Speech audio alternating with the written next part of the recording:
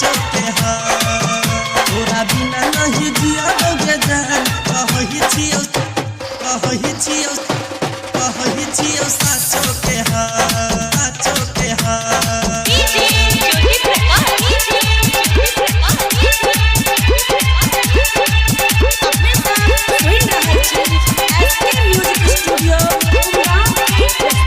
तोरा बिना नहीं जियाबोगे जान कहही छियो साचो के हाँ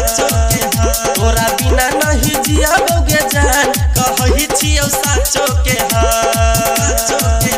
तोरे लागी हम भेलियो हैरान कहही छियो साचो के हाँ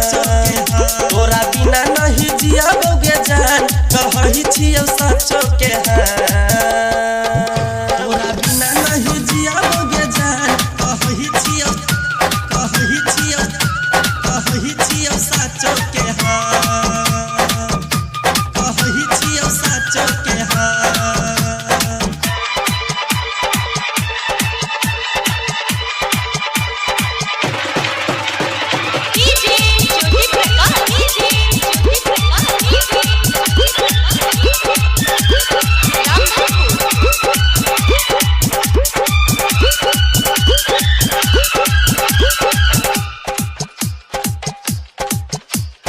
जहिया सा छोरी के गेले तू रांची हाँ सुन गे तोरे खातिर आज लगबो हम फांसी हाँ सुन जान जहिया सा छोरी के गेले तू रांची तोरे खातिर आज लगबो हम फांसी मन नहीं लगैया याद तोरिया भैया कोना कहा महगे बाचू हमरा छोरी का तू भेला ही बेईमान कहही छियो साचो के हाँ तोरा बिना नहीं जियाबोगे जान कहही छियो साचो के हाँ कहही छियो साचो के हाँ कहही छियो साचो के हाँ कहही छियो साचो के हाँ कहही छियो साचो के हाँ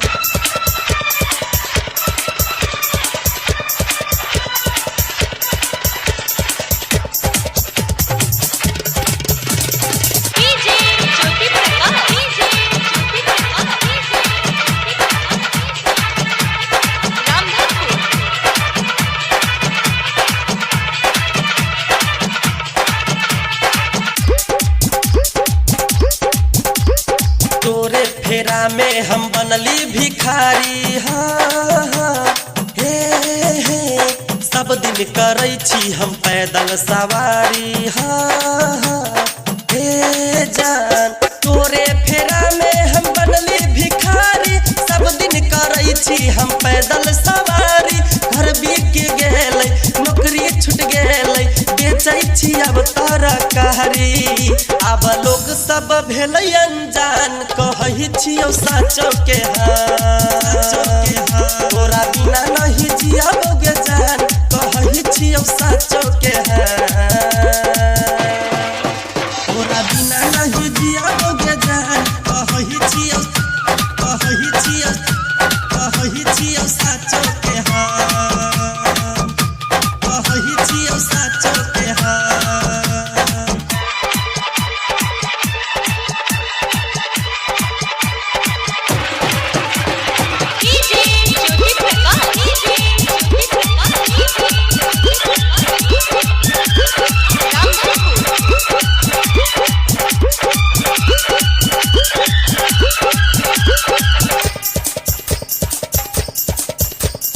कहै छै राइटर अहमद रेजा जी हाँ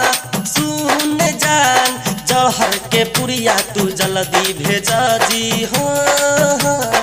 ए जान कहै छै राइटर अहमद रेजा जी जहर के पुरिया तू जल्दी भेजा जी असरा लगा क दिल धड़का क दूर न हमरा भेजा जी